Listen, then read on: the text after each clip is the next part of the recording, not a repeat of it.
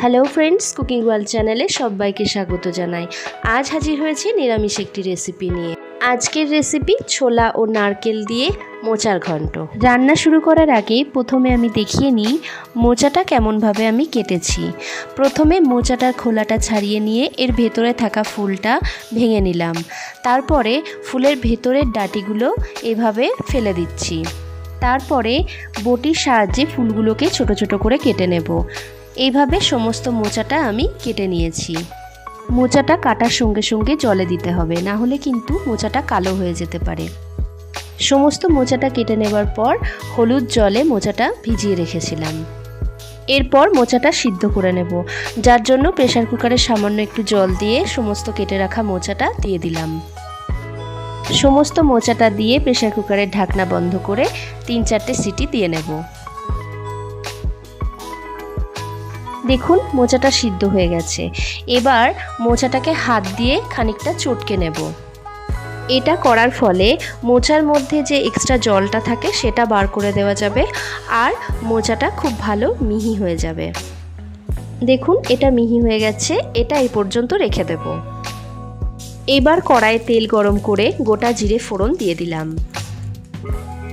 ফোড়নটা হয়ে গেলে এর মধ্যে দিয়ে দিচ্ছি ছোট করে কেটে রাখা আলু। এখানে আলুটা আমি খুবই ছোট ছোট করে ডুমো ডুমো করে কেটে নিয়েছি। এরপর দিয়ে দিচ্ছি 1 চামচ লবণ, আর দিয়ে দিচ্ছি 1 চামচ হলুদ। লবণ হলুদ দিয়ে আলুটা একটু সামান্য ভাজা ভাজা হয়ে এলে এর মধ্যে দিয়ে দিচ্ছি নারকেল কোড়া।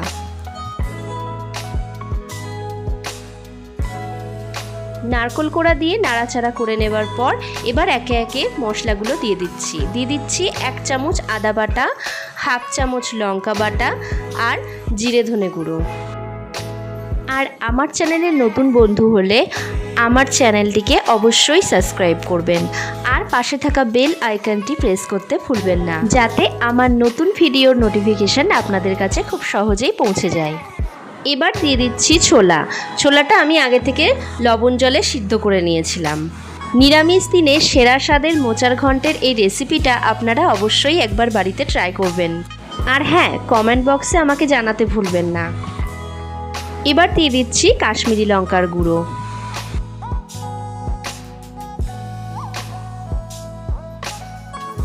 দেখুন মশলাটা ভালোভাবে কষানো হয়ে এসেছে। এবার সিদ্ধ করে রাখা মোচাটা এখানে দিয়ে দিচ্ছি।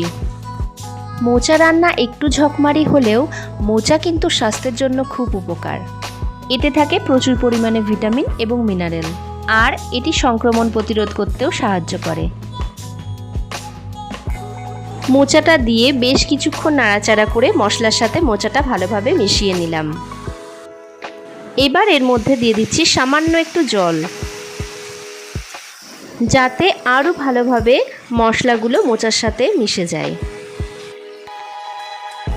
জল দেবার পর গ্যাসের ফ্লেমটা একটু কমিয়ে দিয়ে বেশ কিছুক্ষণ হতে দেব। এবার দিয়ে দিচ্ছি 2 চামচ চিনি। মোচার ঘন্টটা আমার একটু মিষ্টি মিষ্টি ভালো লাগে, তাই আমি এখানে 2 চামচ চিনি ব্যবহার করেছি। আপনারা আপনাদের স্বাদ অনুযায়ী দেবেন। চিনিটা দেবার পর বেশ কিছুক্ষণ এভাবে আমি নাড়াচাড়া করে নিয়েছি। এবার দিয়ে দিচ্ছি সামান্য পরিমাণ গরম মশলা আর 1 চামচ ঘি। শেষ উপকরণ দুটো দিয়ে ভালোভাবে নাড়াচাড়া করে আরেকটু মাখো মাখো করে নামিয়ে নিলেই রেডি আজকের রেসিপি ছোলা আর নারকেল দিয়ে মোচার ঘন্ট। আজকের নিরামিষ মোচার ঘন্টটা আপনাদের কেমন লাগলো অবশ্যই জানাবেন, আর লাইক এবং শেয়ার করতে ভুলবেন না। ধন্যবাদ।